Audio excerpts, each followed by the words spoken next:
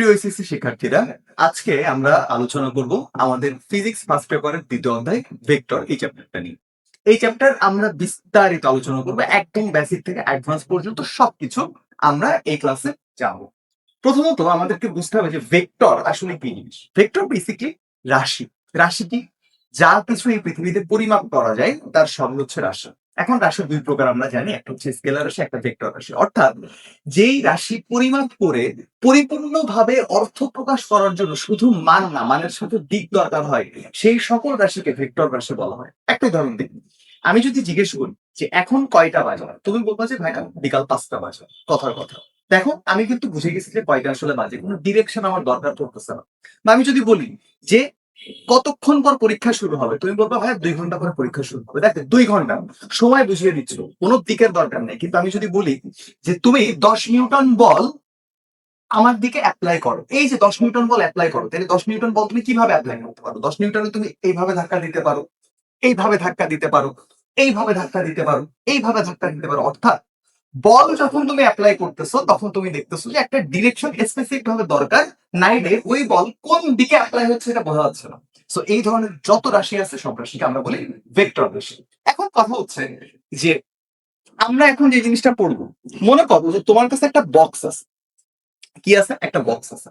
এই বক্সে এখন তুমি পি বল দ্বারা এই বক্সকে ধাক্কা দিচ্ছ। কি বল দ্বারা ধাক্কা দিচ্ছ? পি বল দ্বারা। কোন দিকে? এই দিকে ধাক্কা দিচ্ছ। তাইলে এই বক্সের সরণ ঘটার কথা কোন দিকে? এই ডিরেকশনে। পি বলের কারণে এই বরাবর বক্সের সরণ ঘটার কথা। মনে করো পি বল দিয়ে তুমি ধাক্কা দিচ্ছ না, আমি কি করছি? আমি কিউ বল দিয়ে এই বক্সটাকে এই দিকে ধাক্কা দিচ্ছি। কিউ পরিমাণ বল দিয়ে আমি যদি এই বক্সকে এইদিকে ধাক্কা দেই, তাইলে এই বক্সের সরণ ঘটার কথা এই বরাবর, কিউ পরিমাণ বলের কারণে। কিন্তু আমি আর তুমি একই সাথে যদি পি বল দিয়ে এই দিকে এবং তুমি কিউ বল দিয়ে এইদিকে একই সাথে ধাক্কা দাও, তাইলে আসলে বক্সের সরণ কোন দিক ঘুরবে, বক্স এখন কোন দিকে যাবে? এইভাবে চিন্তা করো যে একজন এই পাশ থেকে একটা দড়ি এই বক্সের সাথে বেঁধে পি বলে টানতেছে, আর একজন এইখানে একটা দড়ি বক্সের সাথে বেঁধে কিউ বলে টানতেছে, দুইজন একই সাথে টানতেছে, তাহলে বক্স আসলে কোন দিকে যাবে? এটা আমাদেরকে আইডেন্টিফাই করে দিবে। এই যে দুইটা বল, এই দুইটা বল মিলিত হয়ে যে নতুন বল তৈরি করবে, এই দুইটার লব্ধি বল বলে সেটা। এই লব্ধি বল যেই দিকে, এই লব্ধি বলের মান যত, এই বক্স অত বল ফিল করবে, ওই দিকে এই বক্স অগ্রসর হবে। এখন এই জিনিসটা সহজে কিভাবে বের করা যায়? সহজে বের করা যায় এই যে যেই দিকে কিউ বল গেছে এবং যেদিকে পি বল গেছে, তুমি যদি এইটাকে একটা সামান্তরিক আঁকাও, তাহলে সামান্তরিকটা এমন হবে। অর্থাৎ এই বাহুটা যদি পি বাহু হয় সামান্তরিকের, এটা যদি পি হয় তাহলে এটাও আমার পি হবে, এবং এই বাহুটা যদি কিউ হয় তাহলে এটাও আমার কিউ হবে, যেহেতু আমি একটা সামান্তরিক আঁকাচ্ছে। কোন সামান্তরিক? আমি ধরে নিচ্ছি সামান্তরিকের নাম আমি দিব A B C D, ABCD সামান্তরিক। এখন এই এবিসিডি সামান্তরিকের যে কর্ণটা তৈরি হবে, এই কর্ণ বরাবর আমার আসলে লব্ধি বল কাজ করবে। সো আমি লব্ধি বলকে আর দিয়ে প্রকাশ করে ধরে নিচ্ছি এই বক্স আসলে কর্ণ বরাবর, অর্থাৎ এই বরাবর অগ্রসর হবে আর এর দিকে, এই সামান্তরিকের কর্ণের দিকে। এখন আমার কাজ হচ্ছে আর এর মান কত এটাকে খুঁজে বের করা। তাইলে কিভাবে এই মানটা খুঁজে বের করা যায় একটু দেখো তো। দেখো, আমি একটা কাজ করি, আমি কিছু জিনিস অঙ্কন করি। প্রথমত আমি সি কে এখানে আমি একটা লম্ব আঁকবো এবং বি কে বর্ধিত করবো। এই পয়েন্টের নাম দিলাম আমি ও। ঠিক আছে? দেখ, আমি কি পাচ্ছি? আমি একটা সমকোণী ত্রিভুজ পাই, যে ত্রিভুজটার নাম হচ্ছে A C O. A C ও, এই ত্রিভুজটা এ সি ও। কেন আমি এই ত্রিভুজ নিয়ে কাজ করতেছি? কারণ হচ্ছে এসিও ত্রিভুজে দেখো আমি কি দেখতে পাই? এসিও ত্রিভুজে আমি দেখতে পাই যে আর স্কোয়ার মানে অতিভুজ স্কোয়ার ইজ ইকুয়াল ভূমি স্কোয়ার। ভূমি মানে কি? এ ও। এ ও স্কোয়ার প্লাস লম্ব স্কোয়ার মানে হচ্ছে সিও স্কোয়ার। এখন এওটাকে এইভাবে লেখা যায়, দেখো এও কে লেখা যায় A B plus BO. A B plus BO, এইটার স্কোয়ার প্লাস সিও স্কোয়ার। এইটা তাহলে এ প্লাস বি এর হোল স্কোয়ারের সূত্রে পড়ে, তাহলে এটাকে লেখা যায় A square plus 2 A B plus B square plus CO square. এখন দেখি এখানে আমার কাছে কে কে আছে। এখানে আমার কাছে আছে এ বি। এ বি কে আছে? A B. এই যে এ থেকে বি, এ থেকে বি কত? পি। সো আমি জানি যে আমার এ বির মান হচ্ছে, আমার এ বির মান হচ্ছে পি। খুব ভালো কথা। আমার কাছে আছে বিও, যেটার মান আমি জানি না, আমি নতুন করে আঁকাইছি। আমার কাছে আছে সিও, যেটার মান আমি জানি না, এটা আমি নতুন করে আঁকাইছি। এখন এই বিও এবং সিওর মান চাইলে ক্যালকুলেট করা যায়। কিভাবে ক্যালকুলেট করা যায় দেখো, এখানে একটা সমকোণী ত্রিভুজ আছে, ত্রিভুজ বিও সি, অর্থাৎ এই যে এই সমকোণী ত্রিভুজ, ত্রিভুজ বিও সি। এই সমকোণী ত্রিভুজে দেখো পি পি এবং কিউ, অর্থাৎ দুইটা বল, তুমি ধাক্কা দিচ্ছিলে এইদিকে, আমি ধাক্কা দিচ্ছিলাম এইদিকে, এই দুইটা বল একে অপরের সাথে কাজ করতেছে কত ডিগ্রি কোণ, এই দুইটা বলের মধ্যবর্তী কোণ কত, থিটা। সো এই দুইটা বলের মধ্যবর্তী কোণ যদি থিটা হয়, যেহেতু আমি একটা সামান্তরিক আঁকাইছি, এটাও আমার কিউ, এটাও আমার কিউ, উভয় এক্স অক্ষের উপরে আছে, সো এটা যদি থিটা হয়, এটা আমার থিটা হবে। তাইলে এই যে বিওসি এই ত্রিভুজে আমি যদি বলি যে কস থিটা, কস থিটা সমান তাহলে কি লেখা যায়, কস থিটা মানে হচ্ছে ভূমি বাই অতিভুজ। সো আমার ভূমি কোনটা, এই যে বিও,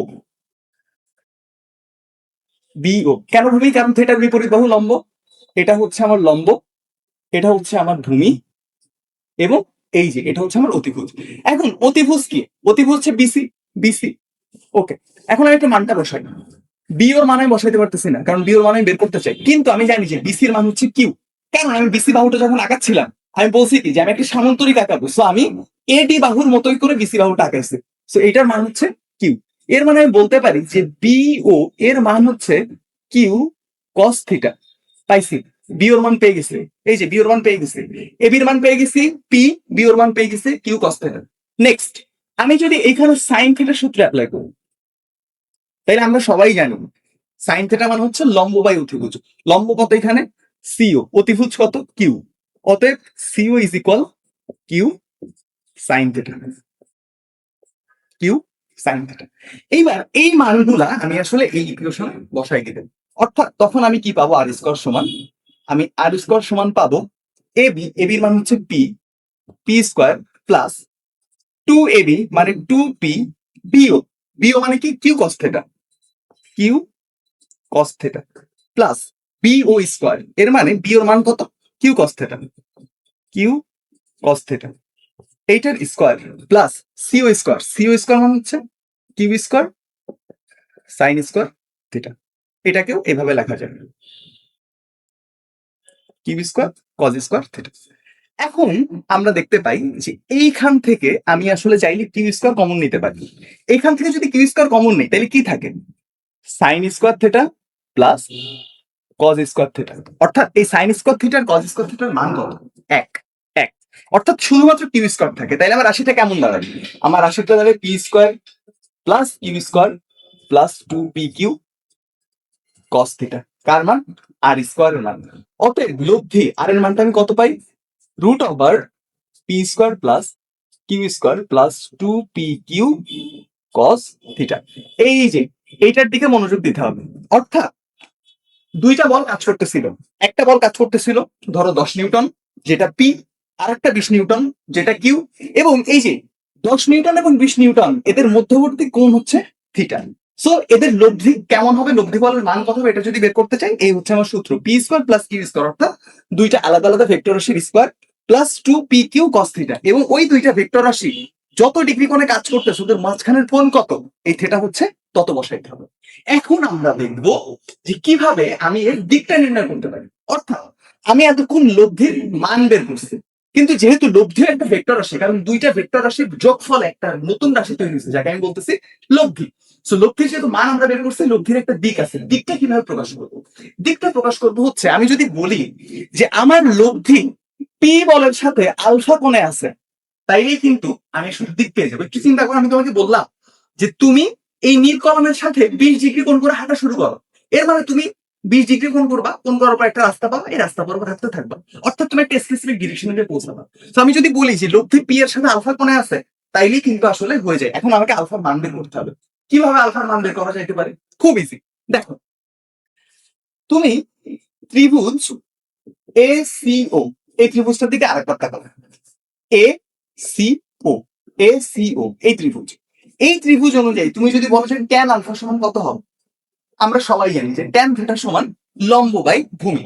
তাহলে লম্ব কত ভাইয়া, লম্ব হচ্ছে সিও, ভূমি কত, ভূমি হচ্ছে এবি।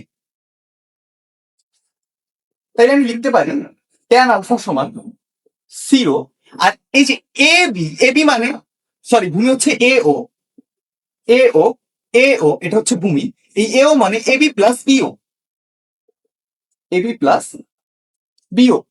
এখন আমি মান বসাই দিব, tan আলফা সমান সি ওর মান কত, সি ওর মান হচ্ছে Q sine theta, Q sine theta divided by এবির মান কত, এবির মান হচ্ছে পি প্লাস বি ওর মান হচ্ছে কিউ কস থিটা।